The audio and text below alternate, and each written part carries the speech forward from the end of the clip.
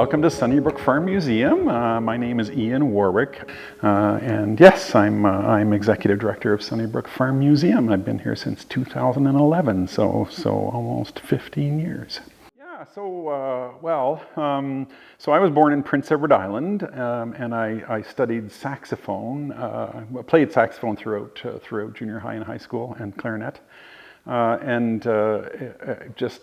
fell into music. I went to the University of Prince Edward Island because I didn't know what else to do with my life. So I decided to study music because I thought it was the only thing I was good at. It's kind of a long and complicated story, but I was kind of just sort of followed my life and my heart across the country. So I ended up going to 4 universities.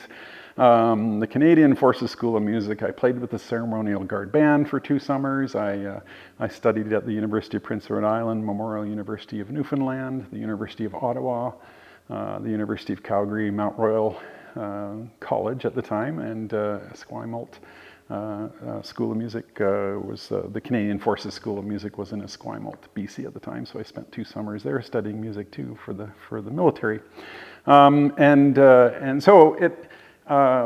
my final place was Calgary. So I landed in Calgary to study with my then wife. I met a girl in the military and we got married and we moved to Calgary together.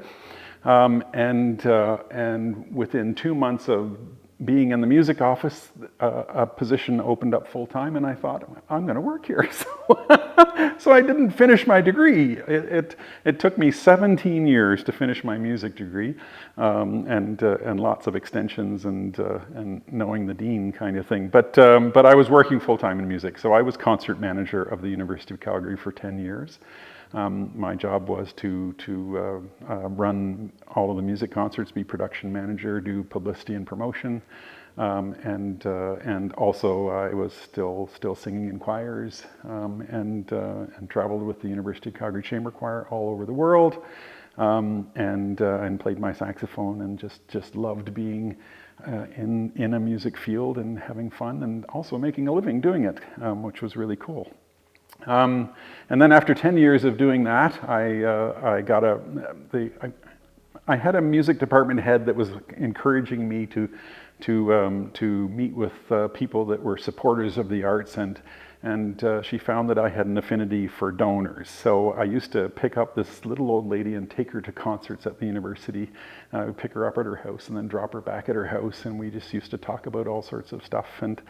And in the end, she really pushed me to go into fundraising. So I became, for 8 years after that, the Director of Development for the Faculty of Fine Arts. So my job was fundraising for all of the arts disciplines, so dance, drama, music, and the visual arts.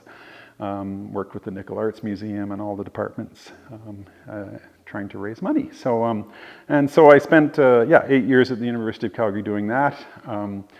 So a total of 18 years working in the arts at the U of C, and then sort of had a crisis of what am I doing, and decided actually the university was doing some downsizing, and so I took a package, and my wife and I, who had just had our child, decided to move to Red Deer where her parents lived. So free babysitting, I'm so there.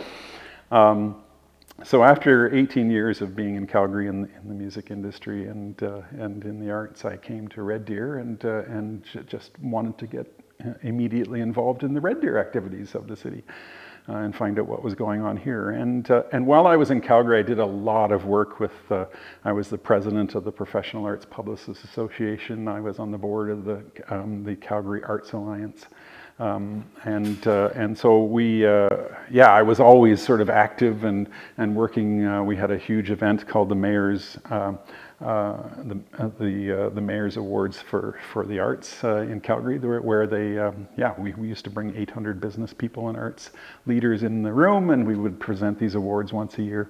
And so I was on the organizing committee for that, and just very active, and wanted to come into Red Deer and do the same thing. I wanted to make Red Deer a better place, but through service, through activity, and so I immediately started singing with Soliloquy, Lisa Ward's choir at the Red Deer. They were still at Red Deer College at the time, and then Red Deer Chamber Choir, when Danica started there, I sang with them for my whole until they've ended 4 or 5 years ago, I guess. So I sang with her for years and years, and she always said that because I had all of this experience, 25 years experience singing with choirs and with my music background, she was able to do more with her choir. So I could be I wasn't a teacher, but I could be a leader, and I sing tenor and bass, so I can sing whichever part she needed for that concert kind of thing.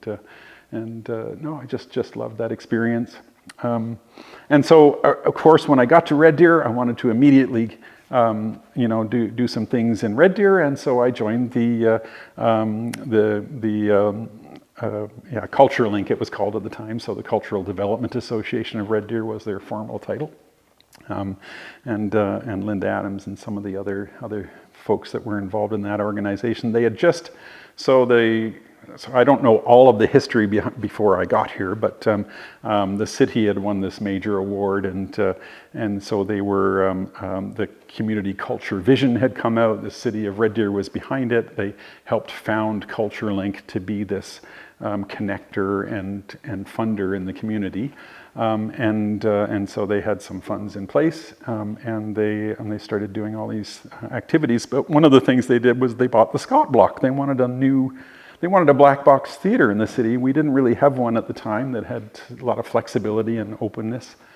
And so the society, you love artists because they have these amazing creative ideas, but they're not business people. So they bought an $800,000 building, and then all of a sudden had a mortgage. And of course, everyone they wanted to be a tenant of the building wanted a discount on the rent because they were all charities and nonprofits. And so within 2 years, they were hemorrhaging money, and they just didn't know what to do with this. And so I had joined the board, and they immediately asked me to be president.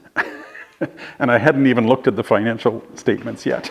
And I said, sure, well, I'll do what I can. And then we immediately had to deal with this issue of the Scott Block was losing money. So we immediately went into sort of planning mode to figure out what to do.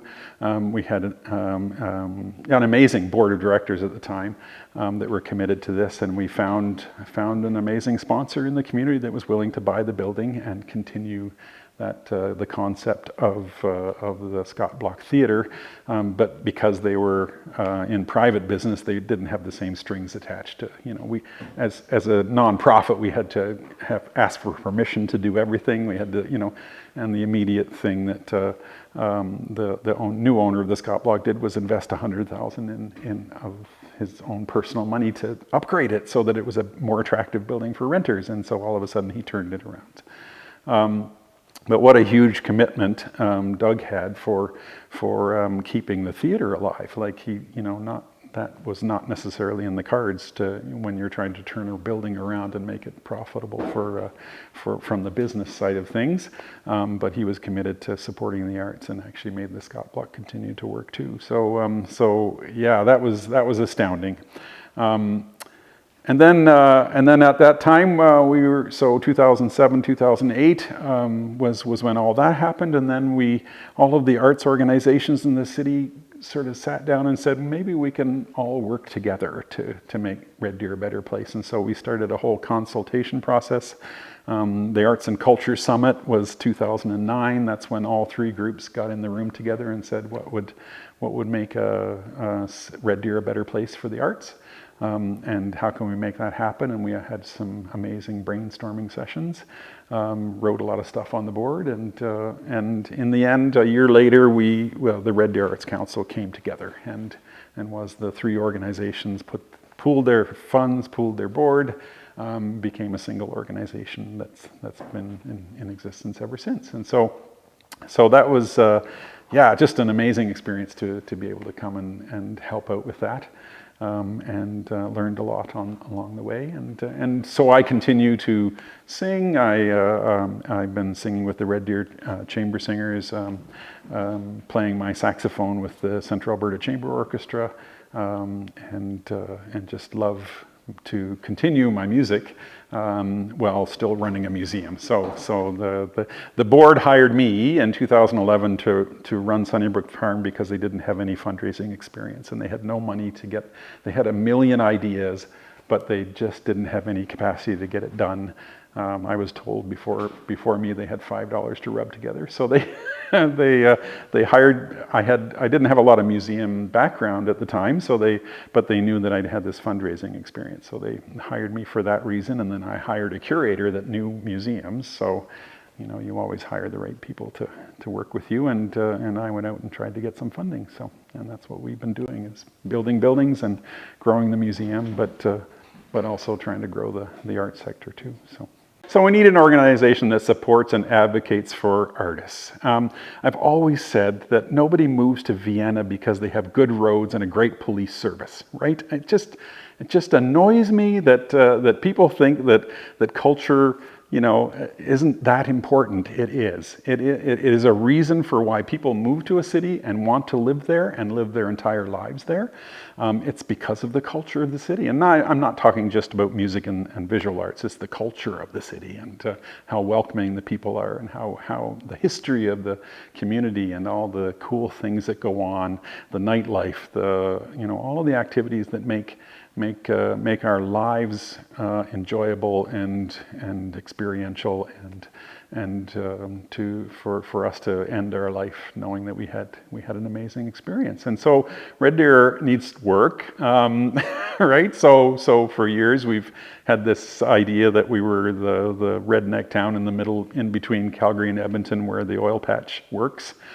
And we're really struggling with, like, why, the Red Deer College canceling the arts programs is just devastating. We should have done a better job of making sure that it was viable, because people, it's harder to keep people here when you don't have arts education, you don't have jobs after they leave college and university. And so that's the struggle, and we're trying to come at it in so many different ways. The whole purpose of the Red Deer Chamber Orchestra, the Central Alberta Chamber Orchestra, is to be local musicians, performing and growing and teaching, and so it's a place for artists to come together and to get to know each other and to work towards a common cause to make this a better place. To serve towards that end, to connect people.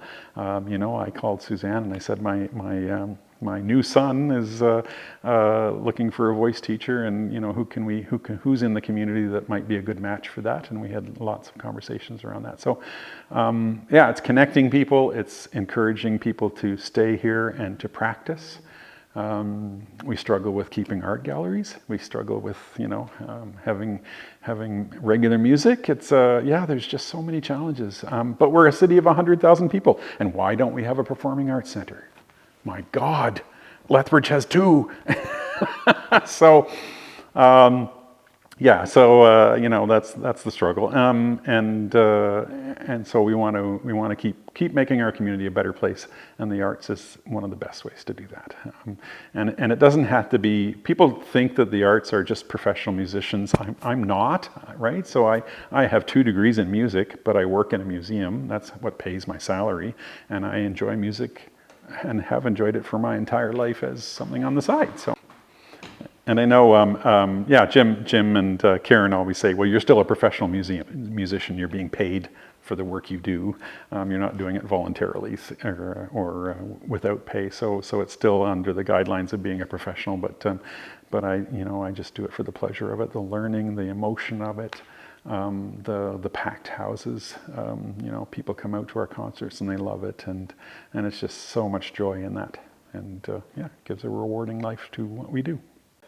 Well, so I can only speak from the music side because that's what I know the best. You'll have other people from theater and dance, and it's we need a performing arts center. We do. We need a place where people can come together and perform.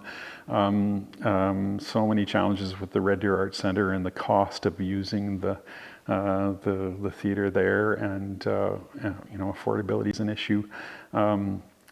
So from the music standpoint, to have proper music training in the city and gigs afterwards, so that a great nightlife and opportunities for classical musicians, to perform and do things.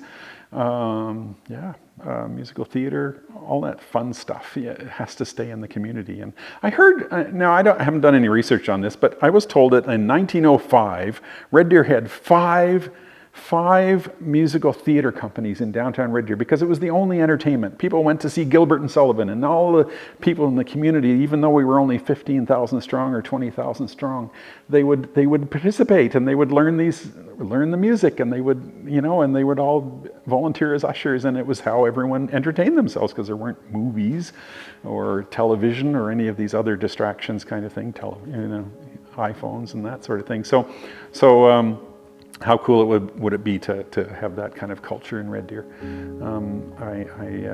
So for me, it's to keep musicians here, keep the music scene active and vibrant, and make life more rewarding for everyone that lives here. So.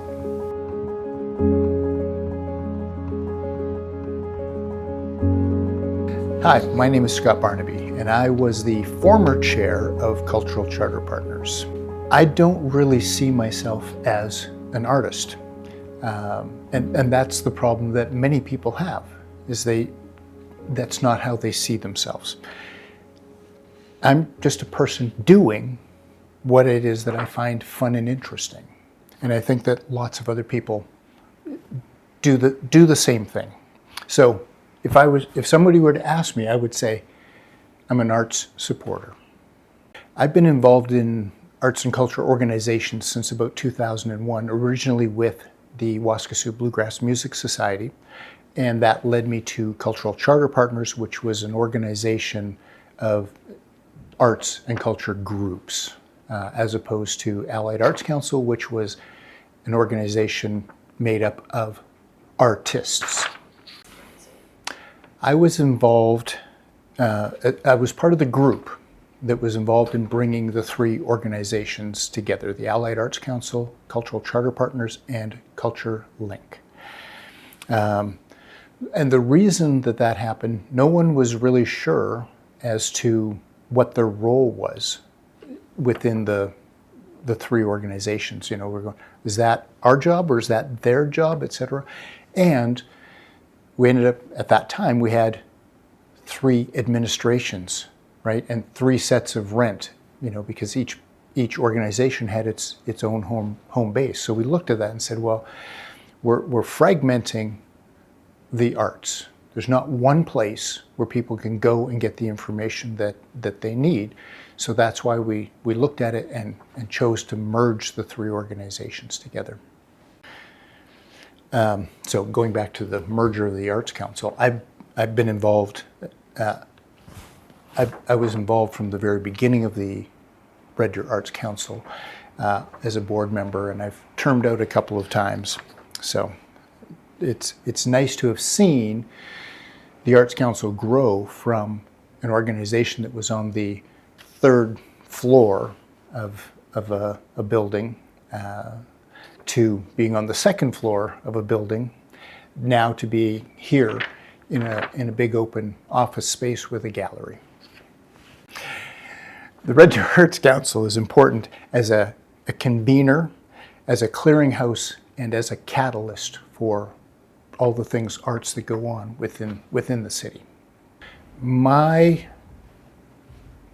hope is for recognition, because it's arts that bring color to our lives at the end of the day. And when we recognize what it is, then we can also respect it. And that's kind of what I'm shooting for. My hope is that everyone recognizes that they are, in some way, shape, or form, a part of the arts. Whether they are, whether they see themselves as just a consumer, or a hobbyist, or an amateur, or a professional. And I use those terms very loosely because none of them are really true, right?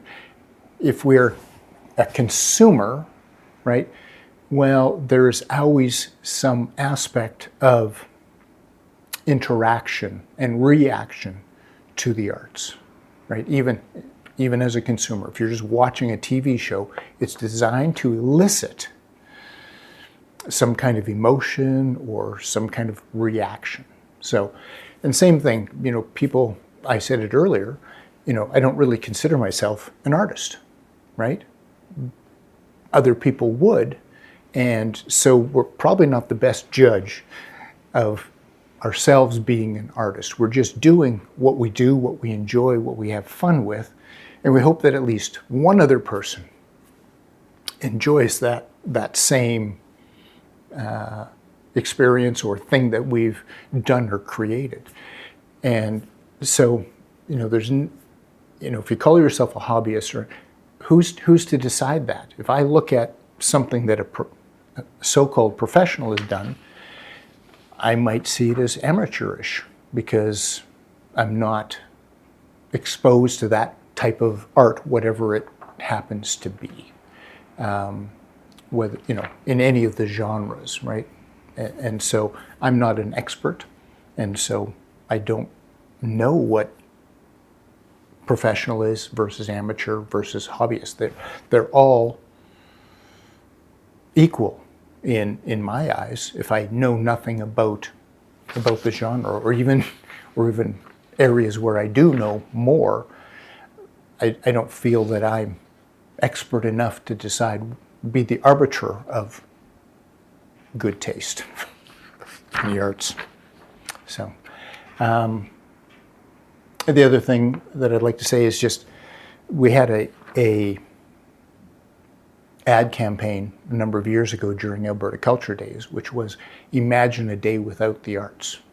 No movies, no books, no music, no figure skating, because that is an art. It's an athletic art, but it's still an art. So no video games, no nothing. Imagine how black, uncolorful our lives would be.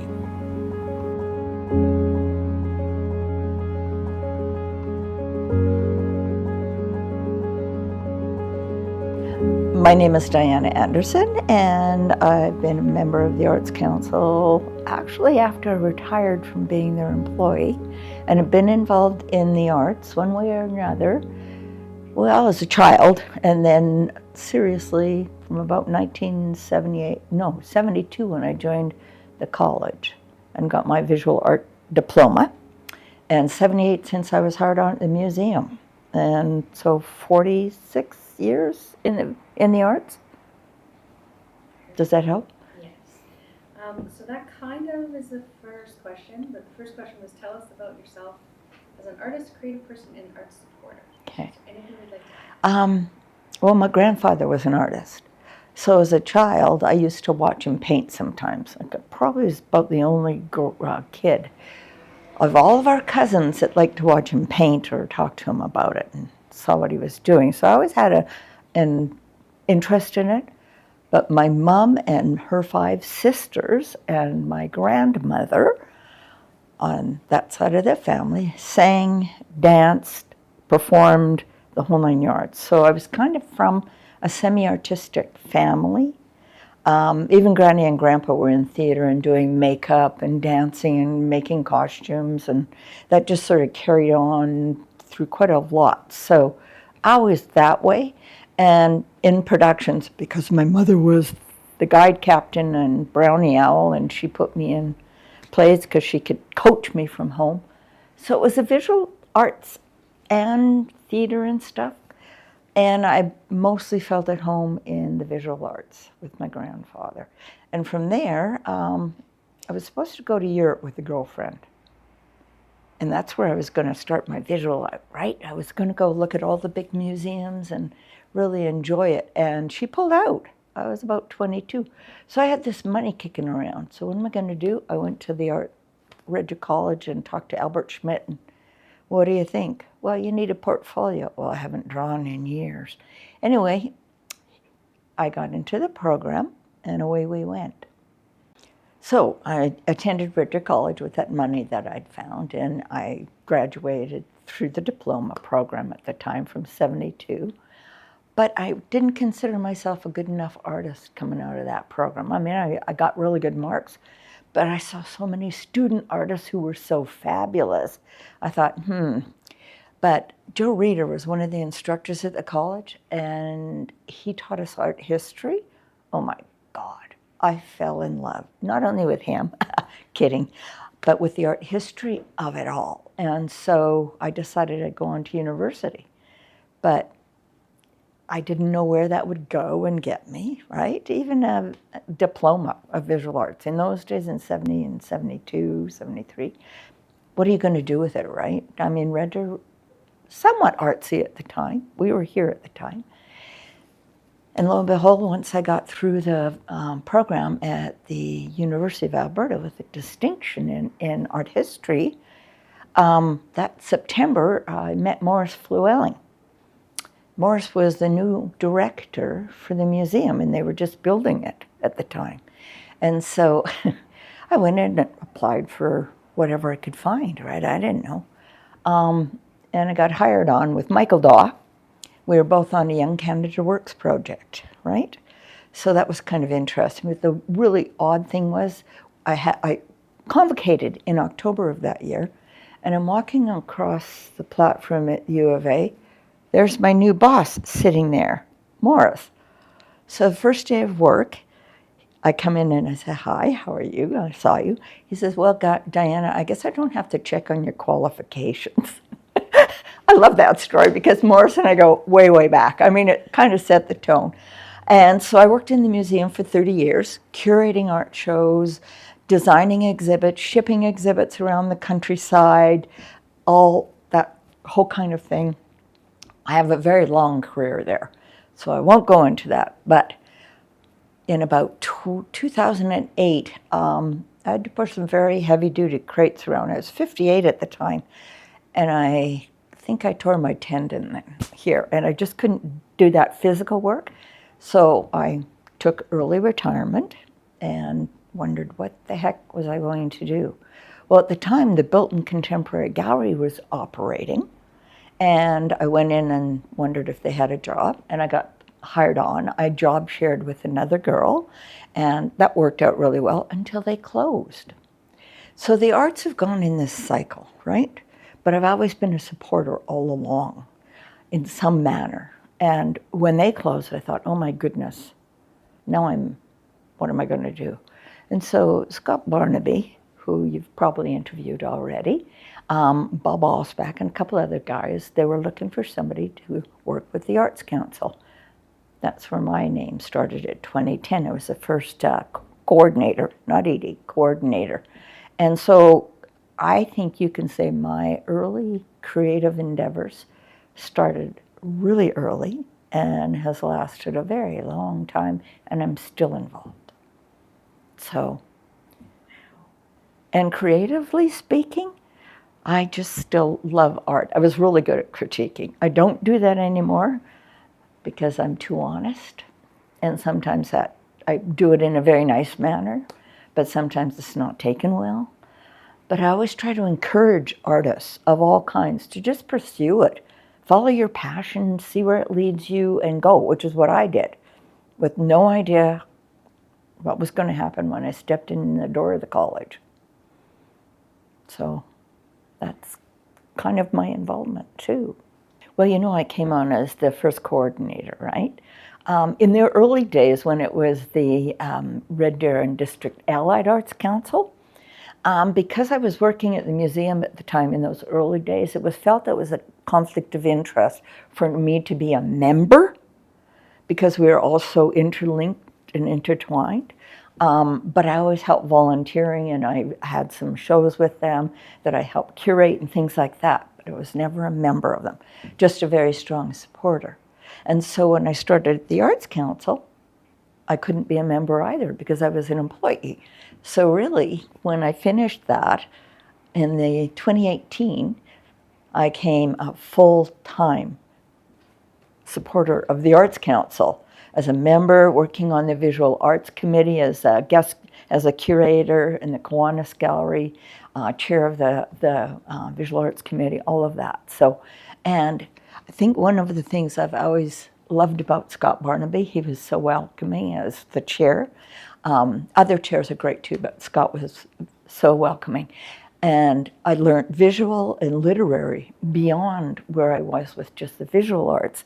So that was so much fun and expanded my knowledge of the arts community in Red Deer.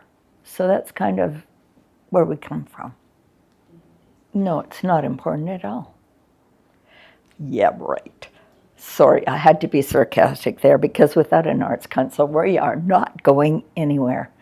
You know, I look back at the old days, and sorry, because it's my past. I've been through a lot with the city of Red Deer when we started to do the cultural master plan and working through all of that. And I've seen this rise and fall and rise and fall, right? There always seems to be one group or a couple of groups to take it on and keep going. Like Art Walk. I was with the Art Walk Festival, well, since it started in downtown Red Deer, from about 1988, I think we started. And then I was chair, well, from about 1990 something to 2016 when we folded. And so watching the master plan come up and all of that with the city, and the fourth thing that the citizens of Red Deer wanted at that time was an art center of some sort.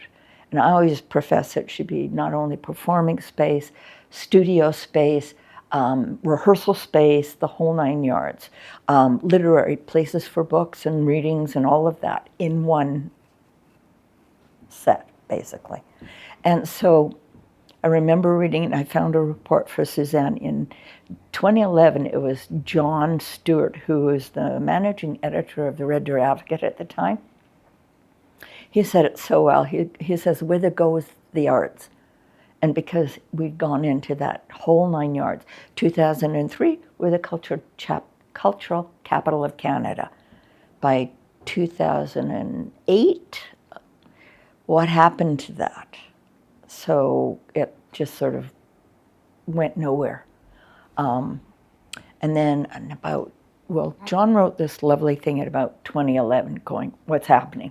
Because they re-looked at it, and I think it was about 2008, 9, somewhere in there. Sorry, I probably have my dates wrong. That they looked at it again, and the fourth thing on that list was the Art Center. And somehow over the years, it's just been shuffled off.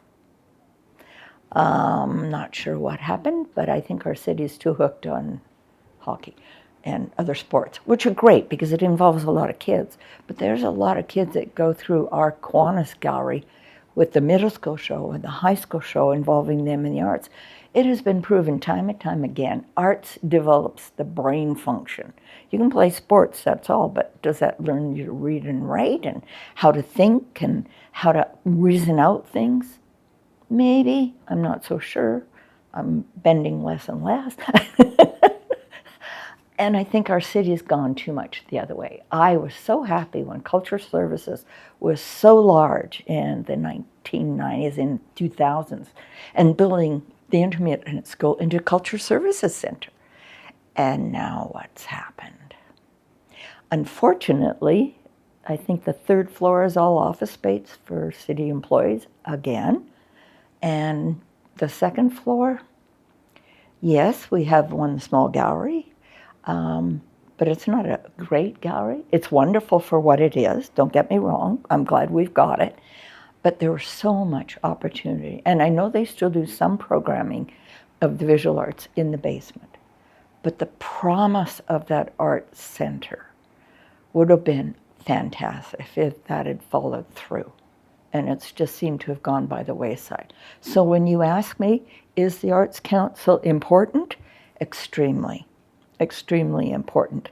And I think with Suzanne and Scott and Christina now working in this arts group, let's see where they can take it. I'm really hopeful, because I haven't been in this last little while. I have not been hopeful for the arts. Let's see where it goes. And I wish them all the best in the world, and whatever I can do to help support and continue still as a volunteer with the Visual Arts Committee and help with casinos, wherever I can fit in, I'd love to do that. Because I think the arts are extremely important, not only to Red Deer, but the world. I mean, we don't travel without going to other museums. Why not visit our local one? We've got perfect art galleries here. We've got at least, finally, one commercial gallery where we used to have 6. There's 1 now. But we've got the Flex Studio with the ceramics starting up and working well. So very, very hopeful. Very, very hopeful. We can hope. It's hopeful. The dream is to get that art center. I'm not sure we'll get it in my lifetime, but it would be lovely to be able to get somebody. I always thought it needed a really good, strong advocate who was a really good leader to be able to get all those people with money together and start pushing for it, because I honestly think that's what it's going to take. I mean, I'm a wonderful supporter of the arts, but I have no money. I mean, I worked in a nonprofit organization all my life. So we need somebody like that at the lead, somebody who could really push it forward. There's a lot in the sports, but there doesn't seem to be any rising stars in the arts that way. So I'm really hoping with the synergy that these guys are correcting here, that will help us move that forward. All we can do is hope and push very hard.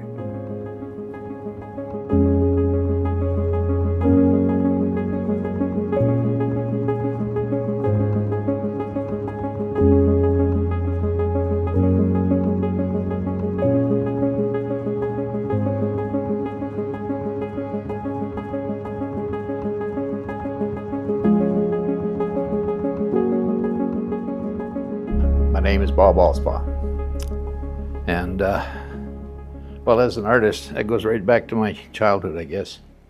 I think back of a favorite aunt I had, who told, the only thing she remember that she told me, it was something with watercolor paints, is there's no black in nature.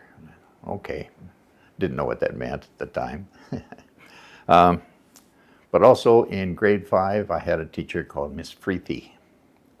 And she was tall, good-looking redhead, and she smelled good. And she treated the whole class with great respect and great love. The greatest treat I had was to walk up to her desk with my artwork, and she would praise us gloriously and just stand there and giggle and so on. Those are some of the fun, silly memories. After that, I had 2 good high school art teachers. One basically wasn't there most of the time. He was down the hall working in a kiln. And we were very respectful. We didn't do anything. Well, we might have ducked out because it was right near an exit and go and have a cigarette, or even had cigars in those days. But we really got some artwork done and did very well with it. I got after my grandfather passed away, I was given his oil paint set. So now that you got some real paints, it was time to start. Hey, no training or anything like that. That had to wait a few years. I also went into the art instruction program. It used to be on the back of magazines, and that said, they had a picture of a girl's face, and it said, "Draw me, girl." So you draw that and submit it to them, and it was in Illinois or somewhere like that. And I stayed with that for a year until I realized that they were just making money. They really weren't teaching me anything. But it wasn't long after that that I got married, and my wife insisted that I go back to school and take some art training. So I went to the university. Well, it wasn't the University of Regina then, it was just Regina Campus, University of Saskatchewan. And they had a program just called an art certificate program. It was a 2-year course, which was really great. I had 2 fantastic professors there. And then the following, after my second year, they implemented a Bachelor of Arts program. So I folded into that and graduated there in '65, and was invited to go to Emma Lake, and met John Cage, who was there we were there for a week, and an art critic from New York, and My wife stayed in a little log cabin, which we still joke about. I've got a drawing in my at home that I did recently of an old wood stove that we had there. It was just great. Anyway, I majored in painting and art history, or visual art and art history. Wasn't going to make a living at that, so I went on to get my teaching certification. And when I finished that in the the spring of '70, I got an ad in the newspaper, Regina Leader-Post, who my wife had been working for, by the way. And they advertised for 2 art teachers, one for Lindsay Thurber and one for Eastview Junior High at the time. But the one at Lindsay Thurber was for martial art. And I said, no, this is fine art. So I took even though my training was more for high school. Anyway, got involved, obviously, with the art community. Through Red Deer College fairly soon after I was teaching, and befriended Jim Westergaard and Chuck Wissinger in particular, Graham Page.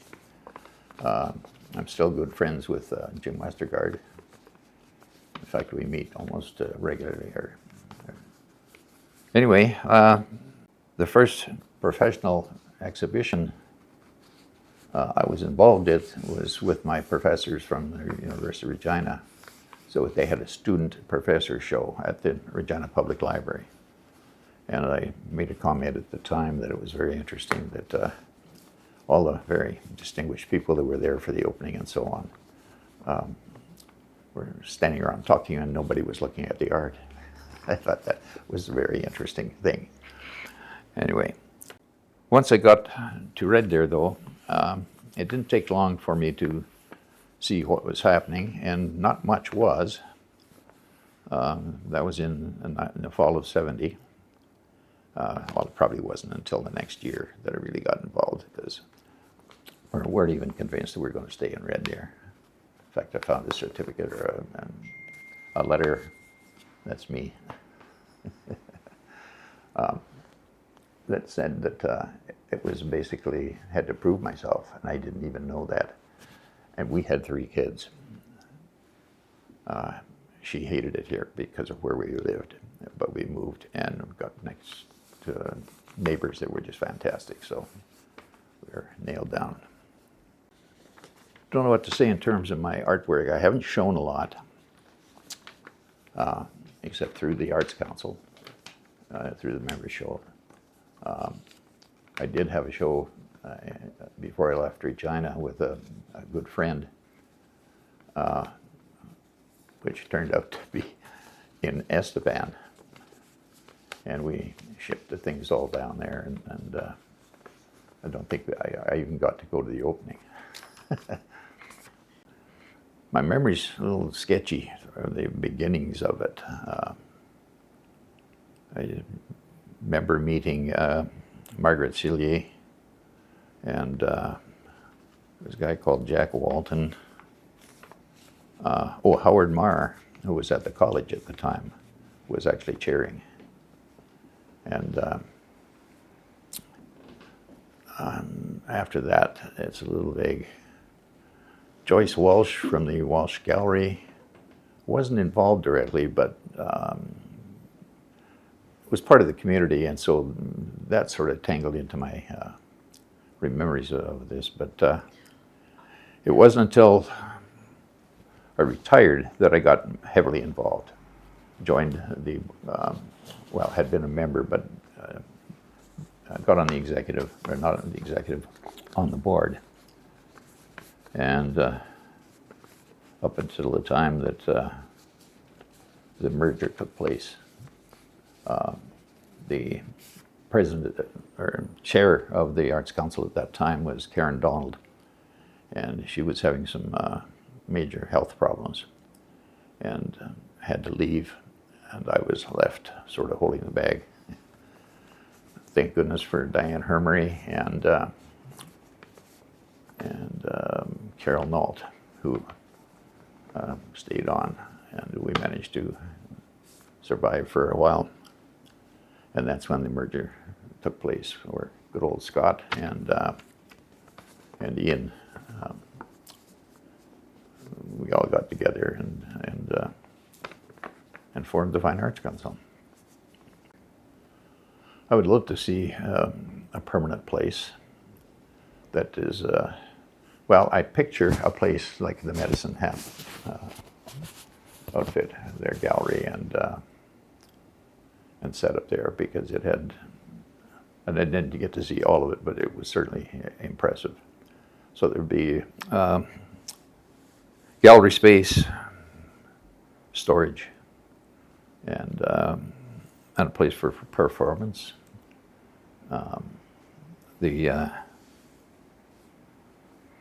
Even something like a research learning center within it would be fantastic. Well, certainly we'd have to have a digital component. I know I've got hundreds of art books that you hate to throw away. They're almost art pieces in themselves. So a library of some sort. I can say a reference center, more than that.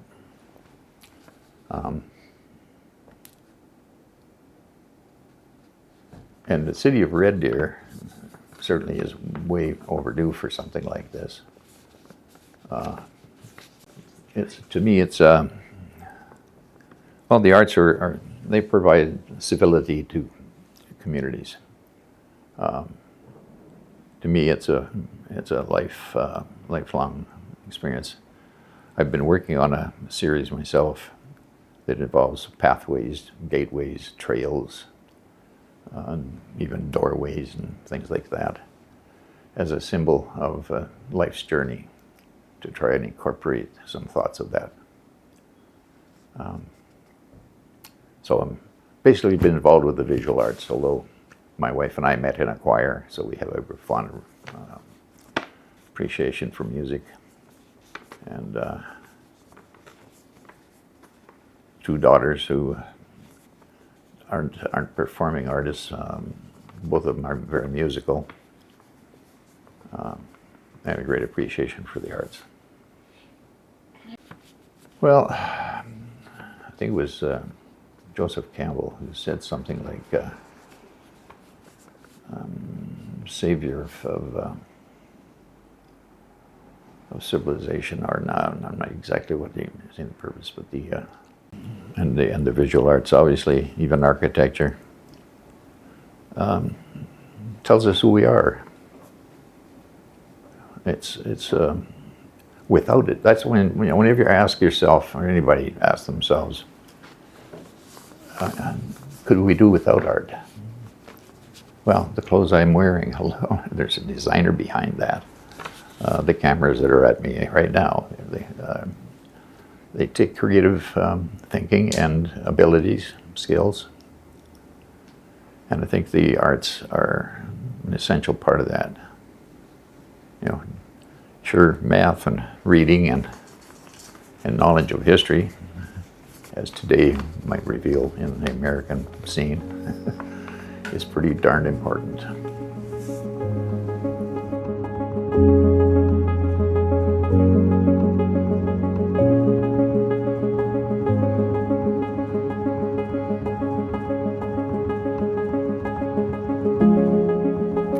Hello, my name is Suzanne Hermery, and I am the Executive Director in 2024 of the Red Deer Arts Council.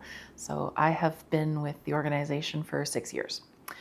My experience in the arts started when I was about 4 years old, and I started singing Christmas carols at a German-Canadian club Christmas event. And I got up on stage in front of all the people and started leading the song.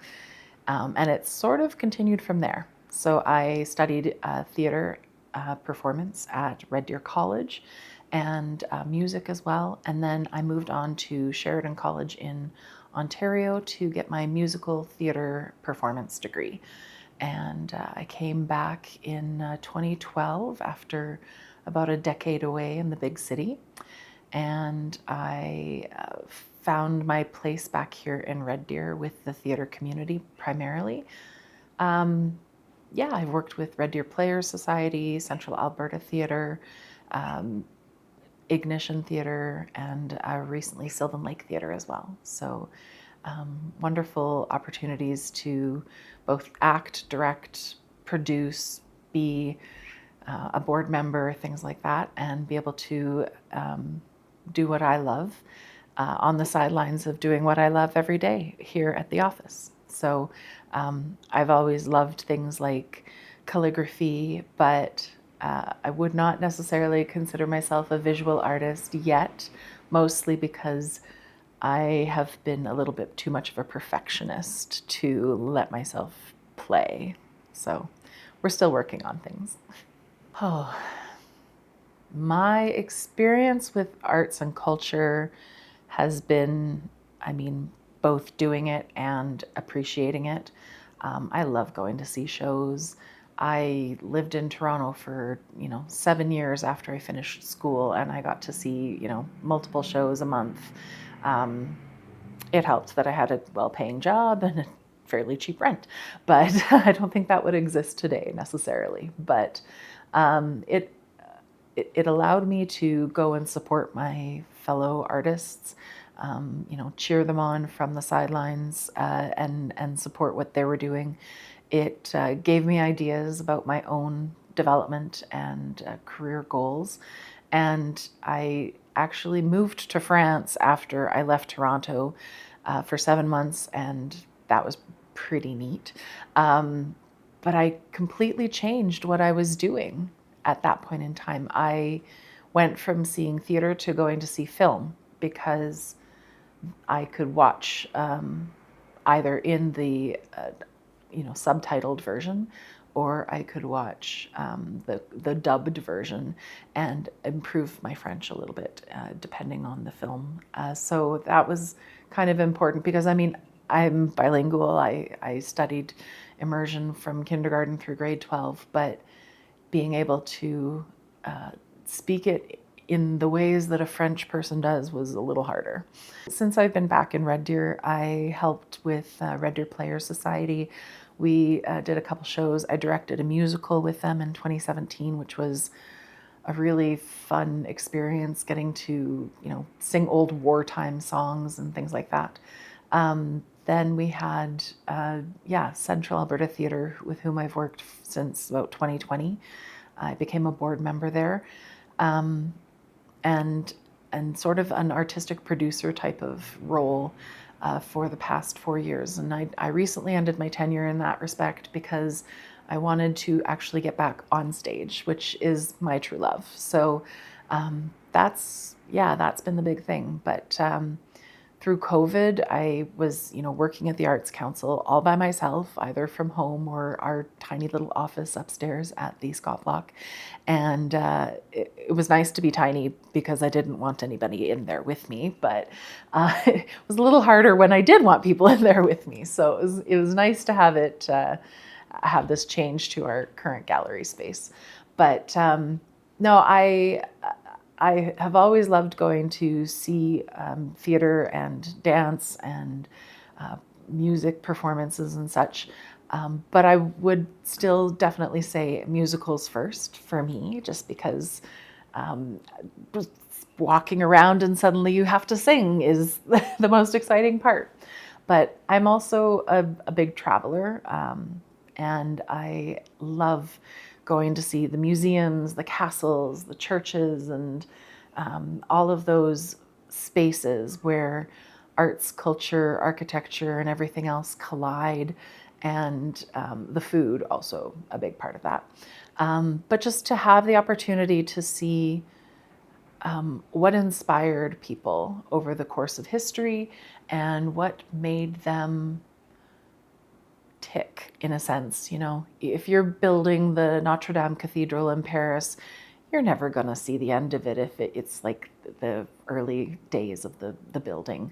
And you have to know that and yet still keep on working towards it because it's for, the glory of faith or whatever else is driving you to continue to create. But that is that little drive inside is always super exciting, and I love seeing what people are able to create. And so I really enjoy being able to help make that possible for people in this job, and to create opportunities to inspire and to instigate and stimulate arts practice here in the community as well.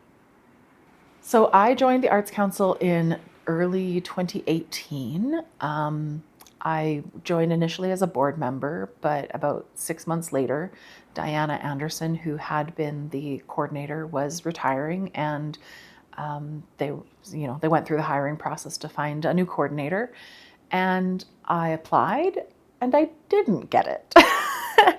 And I was a little questioning, but it turned out that the other person was not able to continue after just a couple of weeks. And so suddenly there I was in the room, and the challenge was being thrown in the deep end with no water wings, because Diana was already on a vacation in Italy by the time I got into the job. So that was exciting and scary.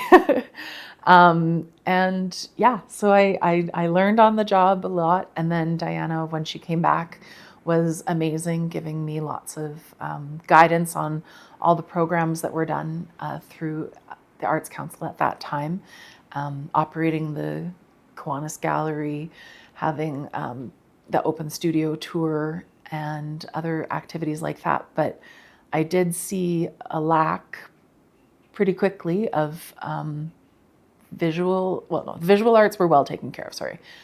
I saw a lack of the performing arts and the literary arts. And so I had convened a meeting of writers in town one day. And I just said, would you come and tell me what sort of things you need from an arts council, what sort of things you need as a writer to continue to do what you do. And I had about 13 people out to a coffee shop. And from there, and there was no expectation, but there were a few people there who were interested in becoming part of a committee and helping to create some of those activities that they wanted to see. And so from, mid-2019 onward, we've had a literary arts committee, and lots more activities for them, including our Brave New Words program that allows people to get up on a stage, a stage, not stage, whatever is comfortable, to share things that they've written and give it a voice, and see how it turns out, how it feels when it's spoken aloud.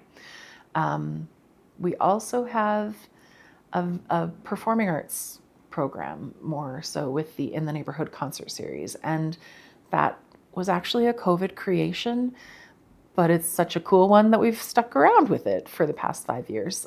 We just finished our 5th season. It's basically outdoor pop-up concerts in neighborhoods across the city. So we've been, collaborating with community associations and other, affinity groups, and putting together an outdoor, hour-long concert that people can come down and enjoy. And it's really brought more people into awareness of the Arts Council and what we do and who we are, and the fact that we are able to make things accessible in that way is also really important. So yeah, we do a lot of things. We managed to lease this current space in 2022 and move in and open a second gallery, the Community Gallery. And it's a storefront on 49th Street, and it's downtown, and people can walk in and check out the art or come and talk to us, and a lot more easy to access. I always sort of giggled at the beginning because I was up a very long, steep flight of stairs behind a steel door that was locked without even a buzzer to let people in, up at the Scott Block. But I mean, definitely necessary for safety, but it wasn't necessarily convenient for accessibility when many of my members are seniors. So it's all fine. We make it work. But this new space has really broadened our visibility, and so more people are realizing, oh, we have one of these in town, and this is a cool place to be. And can I show my art in this gallery? Sure, why not come talk to us? The Arts Council is important for our community because it does create accessible opportunities to interact with arts, culture, and creativity. Many people might not consider themselves an artist specifically, but they might consider themselves a maker or a cosplayer or a crafter or a woodworker. And yet all of those things require some art to the creation of whatever you're making. So there is more to it. And yeah, engineers are also creative because they have to design things. So whether you're doing art for beauty's sake alone, or whether you're doing it to apply it to a function of daily living, there's lots to be said and seen with arts and culture. And I think that's been a big part. We're also important because we have helped pick up the slack where some other organizations may have had to end their tenure in the community. We've had groups that have donated funds to us because their program was shut down at the college, and so there was no point in having a music society when there was no music program for students of the music program to be part of the society. So we were able to, receive and foster a grant for the musicians who want to go and continue their studies post-secondary. Same with the Art Walk Society that used to do sort of events throughout the year and folded after many, many years. But also like the Hub on Ross. It was shuttered in 2020. It was an organization as part of the provincial government and was closed initially for COVID reasons, but was later permanently shuttered. And it really created a huge loss for a community that was already marginalized. People with developmental, cognitive, physical disabilities, newcomers, people struggling with mental health, all of those individuals were welcome at the Hub and continue to be because we started it up again. So in 2021, when we realized that the province was not going to bring it back up, we basically decided to create our own version. We created the Hub 2.0, and we created it at the YMCA. Jason Steele, who was part of the staff at the Hub on Ross, helped develop the programs that we selected and developed. And we've rebuilt it. Initially, for the first 3 years, we were a 1-day-a-week program with arts classes and in visual arts making, strum and drum with Dean Ray and other artists coming in to, have a concert and play along. And then also karaoke with the Creative Open Stage. And those have been super, super popular, like 120 people a week showing up. But there's been a constant demand for more. And so we were able to, this fall, 2024, create a second day of programming. And so we had to sort of duplicate the arts program because it was so popular. We were, busting out the limits of the of the fire code at the Y. And so we've separated the class sort of to make it 2 possible dates. And then we have a movement activity, and we've got a theater program where the participants are actually writing, developing their script, creating the other stuff. The theater program, the participants are actually helping to write the script, develop it, then the story, and they're going to work with costumes and props and build those and like do a production at the end of the year, which is super exciting because they used to do that back at the hub, and it was something that certain people definitely wanted back. So we're really pleased that it's been able to come back and be revived. So that's been an important part of the community, and I think that it is something that has made our community better.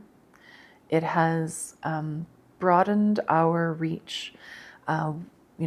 We probably were very much focused on professional visual artists in the earliest days, and we've expanded that because you can't get to professional if you're not a student first, if you're not a recreational artist, if you're not developing your talent in one way or another, whether that's being, taught through YouTube, taught by pure curiosity and a gift card to Michael's, or whether you've actually been able to go and train with an individual as a mentorship or in school to hone your craft. But, there are so many people who, again, may not necessarily consider themselves an artist, but they are. And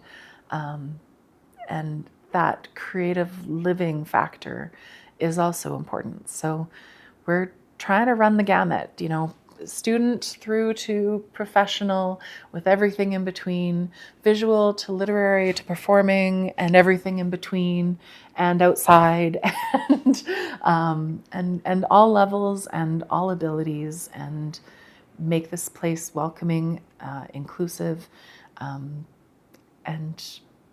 a space we all want to be. So come join us. My hopes and dreams would be to have affordable access to spaces that are purpose-built. In some contexts, it's necessary to have a theater space that has good acoustics, let's say. And I'm not necessarily on we must have a brand new building. There's a really beautiful one in our community, and we just can't afford to or get access to use it. And, if we could, what magic we could create there. There are rooms specific for band. There's, rooms specific for choir and for dance with sprung flooring, and for theater in a black box theater space. And they're going unused or used for storage. And that is like a knife to my soul. Especially as a person who has, studied in an institution in programs that no longer exist. It's pretty heartbreaking to see what has come of that. So my hopes and dreams were that we could all get along in the sandbox. We could all participate, collaborate, be supportive of each other, and make magic happen, because we're artists. We're creative thinkers. We can get stuff done. Yes, I had to change what word I was going to say there. We can make things happen, and we just need to believe and work together, and more than anything, unite our voices to advocate for the importance of arts and culture, the value of what we do in our day-to-day life, and to have our community understand that and recognize it and acknowledge and take it to heart as well. People come to live in places where there's cool things to do. And as somebody who has no skill on skates or skis, or sometimes even jogging shoes, there's not always a place for us in these things, but give me a pair of dance shoes and then let's talk.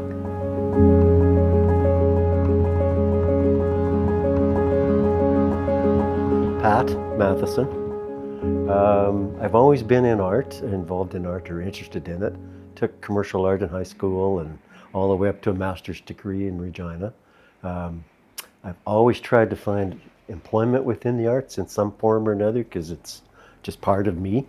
And up until about a year ago, I was a practicing artist with my own studio and retired from the administration kind of part of thing. Many of my jobs had to kind of directly related in involvement in that kind of thing within the community. I worked for the city of Red Deer and the college at one point, always working within the arts. And to me, it was always, if like Red Deer being a small town, you kind of had to make your own opportunities and things like that. So yeah, I was always kind of aggressive when it came to that. I grew up in a family in Red Deer that really believed in paying back to the community and things like that. So when I got old enough, the Arts Council and a few other organizations I got involved in and tried to do my part to keep things moving. I think with Red Deer being the size it is and the type of community it is, now that the Arts Council kind of is a bigger umbrella organization especially, it's really an important organization for this community in that as a unified group, I guess you could say we have a bigger voice. It's off to a good start now. I think with the office that's being run and the direction that the people here have, we have 2 galleries, we're involved in theater, music, all kinds of things, which is good. I would like to see at some point maybe down the road that we do have a facility, an arts center of some type. My dream is it could be like CASA in Lethbridge, someplace like that, that kind of houses everything. But I just kind of want to see it grow and continue to be the 5th pillar of a successful community.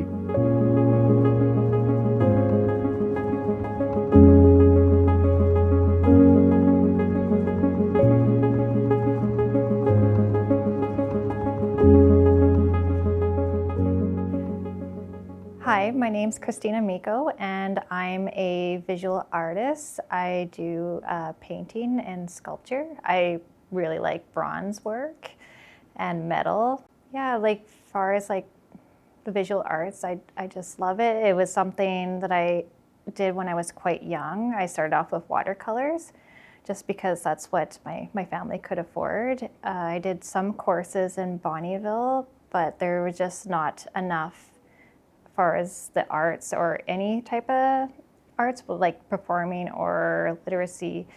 They were there, but they were kind of well hidden. But it wasn't until, we moved out from Bonnyville to Red Deer that I went to Red Deer Polytechnic and I got my visual arts diploma back in 2023. And after graduating, I started volunteering here. And that's how I kind of fell into the job here. I was pretty active to begin with. Once I started at RDP, I kind of got to understand what programs were offered everywhere in the city. I also kind of actively searched. So even before then, I did actually know about the Red Deer Arts Council, and I applied for a member show for the Alberta Culture Days back in 2019. I just kind of found myself enjoying the ins and outs of the arts program, whether setting up galleries or helping other artists trying to bring their dreams. So I was working as trying to be an art technician as well. And then that kind of fell through, but then I went outside to Steve Harmon. He has a bronze foundry here just outside of the city. And so I made some connections that way. And then coming back, I was volunteering at the Red Deer Arts Council, helping Diana with the Kiwanis Gallery quite a bit and with other shows. So that's how I'm kind of actively doing it. My relationship with the Red Deer Arts Council, again, started back in 2019. When we first moved here to Red Deer, I was looking at ways to kind of get into the arts community. I met Suzanne back then when I applied for the member show. I do actually remember climbing the flight of stairs where the old office was, and I had My youngest, he was like 3 at the time, I was struggling trying to bring all my paintings up. And then there was another show that was in the winter, and I got to meet Wendy Mears as well. She also is a part of this. And then kind of then there was like a little bit of a break from going to school, and then after when I graduated, I came back and I was volunteering. And then, yeah, just from there, kind of growing to. I believe it's really important just to promote all arts in the community. I think it's a great opportunity where people can actually find out much more. Like when I came here, I just knew like the visual arts side. I didn't know there was theater. I didn't know there was literary. I didn't know, like there was just like such an expansion. I didn't even know about performing arts. It was just something where it kind of like opened a door to everything. So I kind of got really excited, and even going back to college, I do remember telling a lot of people that they should come here. I remember even talking in a course that they don't even have anymore. It's called Creative Core, saying that it was a really good opportunity to come join this place. So yeah, I really do believe in this place, and I hope that we're able to kind of reach the younger community. My hopes and dreams is to kind of maybe bring a bigger audience in. I would like to connect with younger artists. So like I know there's kind of a transition period where a lot of people who started the Red Deer Arts Council are kind of now transitioning out, and I would like to bring in more youth. It's kind of like this weird, I don't know how to explain it. I want the youth to understand like this is a great opportunity. It's a great opportunity to show what you do, the potential of making money from it, and then there's other outlets that you can find your work in. So that's my goal.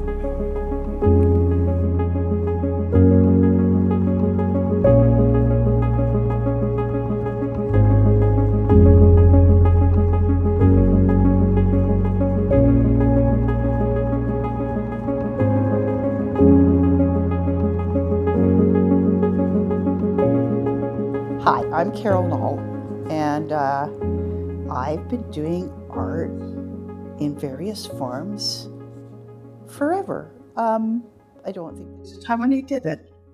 So back in the day, I went to the University of Winnipeg and majored in theatre, and then life happened, and so I married.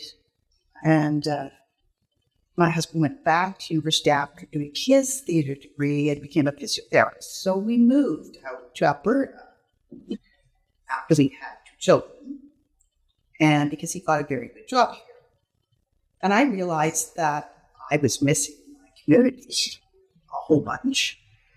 So I went to work as a day home for the Red Deer College program.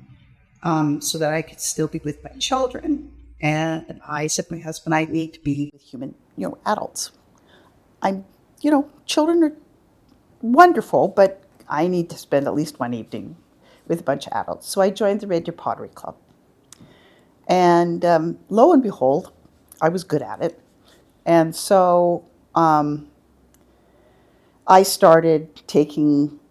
moved up the creative ladder of that organization. I ended up on their board and was president and vice president, and became in charge of adult education for a little while, and was selling my work in a gallery up in Lacombe. I was a member of Red Deer's Partisan Artist Network, and was the communication chair of that. I also was the communication chair on Lindsay Thurber's Music Parents at the same time, while I was on the board of the Red Deer Pottery Club. And then I had when the Red Deer Allied Arts Council needed to move out of the courthouse, when the city sold the courthouse, we were invited. They asked me if I would sit on that board.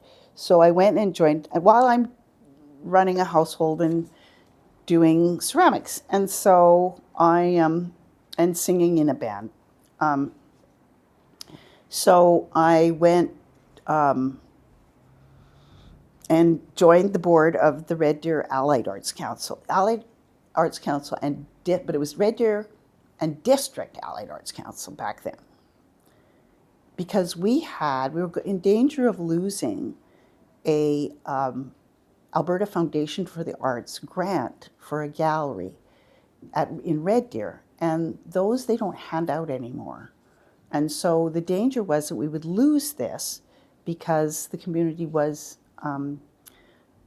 it had lost some of its charitable donation status. It's not for profit, and it needed a whole team of people to rebuild it. And a group of people from Partisan, and of which I was one, we made a board, and the city gave us a gallery space on 39th Street in their cultural services. And so we went to work. It took us 5 years to get our charitable donation status back. The province continued to give us the AFA grant, which paid artists' fees, which wasn't common then, but the money was dedicated to that. So we didn't have a lot of administration money. We were basically based on membership and making sure that art happened in the city of Red Deer, even though, alongside cultural services, because the fee-for-service grant helped us out there along with the AFA. So from there, I was part of my friend who was the curator at the time, Karen Donald, said, we saw that there wasn't any art downtown, and we were members of Partisan. So we decided that we would approach City Roast and create art downtown, we asked them if they would donate us the use of their window on Ross Street, and that we would create a display in that window of local artists every month and do it for nothing and sell their work, because City Roast offered, well, we approached them, but they did go along with the offer, that they would take in the cash. I gave them a booklet with a list of the product. They just had to mark it off, and people sold their work right downtown. So that was kind of great fun, and because we had to approach people that we knew and get their artwork out, and Darren Peterson was one of them. Anyways, it was fun, a lot of fun. So, but we saw that there was a great need to have people aware of just how many wonderful artists there were in Red Deer, living all around, and with a great deal of expertise. The college had an amazing program called Series in the summer that we were actually internationally famous for. People came from Japan and lived in the residences to take all the courses that were offered in the summer at the college. If I went anywhere on vacation and mentioned that I was from Red Deer and was in some kind of art-like place, they knew where Red Deer was because of that program. So that kind of sparked us a lot to keep going, to keep trying to bring, an awareness of just what we had here. So there was a lot of competition for money. The city went through a whole program, which I sat on the committees for, to qualify as one of the cultural capitals of Canada. And we had to have a plan, and we had to do a whole bunch of paperwork regarding fitting into the parameters of the federal program to make sure that we got the $1 million money that they were going to give us. Well, we got it. The city of Red Deer, it wasn't the Arts Council, it was the city of Red Deer, but we had to help them get all of that there, and we did. It was successful. So, but the next thing, it was hard to keep things going. We didn't have enough funding. It was hard to get enough volunteers. We were working casinos, and we lost our gallery. And so my friend again, Karen Donald, said, let's go to the library. They have a gallery space. And the gallery was totally awesome about it.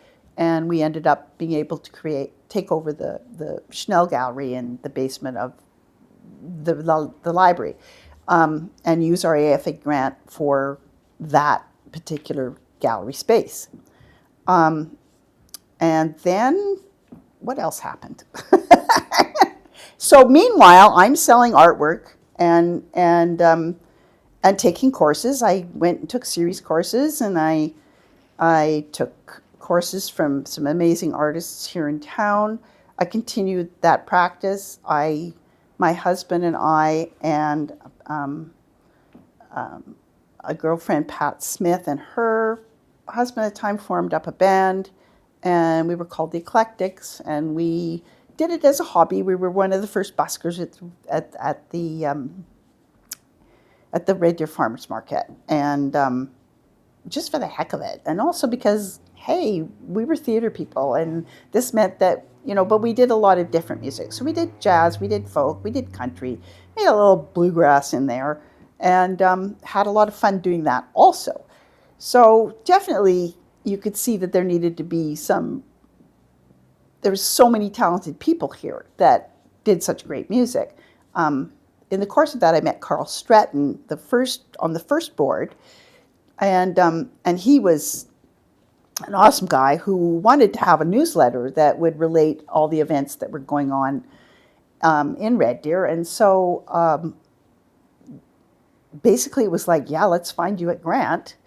And he was on it. He was on it, and that's why we have the scene here in Red Deer, because it originally came through the Allied Arts Council. And then we saw that we had a bit of there was too many different committees trying to do things. And we were one of them. And so the city came up with the idea that we should maybe join them all together and bring the funding all together, because we all got some money from the fee-for-service from the city of Red Deer. And so I got called up to sit on that committee, and it was fascinating. It was such a great idea. And so the Red Deer Arts Council was formed out of that. Yes, I've been really lucky. I've gotten to be involved in all of this, and it's been a lot of fun. I sat on the board the executive for almost 20 years. I mean, I was on the board. Well, no, I started as secretary, and then, anyways, I became vice president at one point, and then I served as president more than once, simply because we were struggling to find enough volunteers to get everything done. And I was good at herding cats, and so and I knew a lot of people, so that worked. And eventually, though, my husband was dying, and so I stepped away from volunteering for the Red Deer Arts Council. But I helped hang. I've helped hang in the gallery. I was part of I stepped down from the board, became anyways, I was on the gallery committee. I ran the gallery committee for a period of time with Diana Anderson, who was awesome that we were lucky enough to catch from the museum. And eventually, yeah, I had to leave the council, but my dedication to it is that Red Deer has so many talented people. It's the Red Deer Arts Council has been able to broaden its mandate. I went up to the AFA committee change when the province decided that they needed to give smaller galleries more money in the AFA grant and do it over a 3-year period. So I went up with Diana Anderson, and we got to be part of that discussion. Yeah, what else? I don't know. And I love it. I love it. I love the fact that I know so many people. The Red Deer became my home because I met so many people who I understood, that I got along with, that they all wanted to make things happen. And it was a case of like, yeah, let's do that. And their expertise and their knowledge coming onto the board and being able to kind of help people communicate with each other was how I helped. So yeah, that's me. Yeah, I'm a member of the Red Aces, which is the Red Deer Swing Dance Society. We teach lessons. Well, I don't, but they do. But I've been a member since I started in 2018, I want to say. And my husband had died in 2016, and I still love dancing. So a friend said, let's go take these lessons, beginning lessons. And that opened up a whole thing I didn't even know existed of social dance. And they operate out of the Scott Block. And basically on Wednesday nights, there are lessons throughout the fall and winter and part of the spring. And we look for more dance opportunities. They run a social dance that's like open to the public once a month. And social dance is wonderful because where else would you go to hug a stranger and move to music? Basically, you trust each other and you learn the steps, but you go to enjoy music with another person. You don't have to have a partner. You go in, and it's a whole social movement, Lindy Hop dancing, that started back in before World War II, and the music's awesome. You get to dress up, not for lessons though. You can go in your sweats, but it's just a wonderful organization, and I highly recommend anybody that wants to go and dance to go and come and join us. It's fun. Well, the Arts Council is a truck. Whoever's driving it gets to go places. But it is the way we are able to travel through all the different funding that's available to create more art space in Red Deer. It allows us to show people what they can do, and if they have a creative idea, we can show them how the truck runs and say, this is how you'd have to navigate. And we create programming now. I mean, we've been so lucky to have Suzanne get hired and all that, because she's got the education to get us there. And we just need it. It has made Red Deer a better place to be. We have all this music. We have all these jams. We have so much more. There's theater than when I first moved here. And that was like in 1988. So, yay, Red Deer. I don't want to be negative. COVID was hard, and the city had to cut back a lot. I hope that they will see the value of it and be able to expand again at some point. And that we keep going. And there's a lot of talent here. It grows, it leaves, and it travels, and it takes a little piece of Red Deer with it. And I hope that continues. I hope that that rather than losing things, we start to gain more things again. And the value of that is that you give a venue to and inspire younger people and children, like because we have wonderful education programs in that, and show that art isn't just things on a wall. Art isn't just, it's your coffee cup. It's your magazine. It's the music on the radio.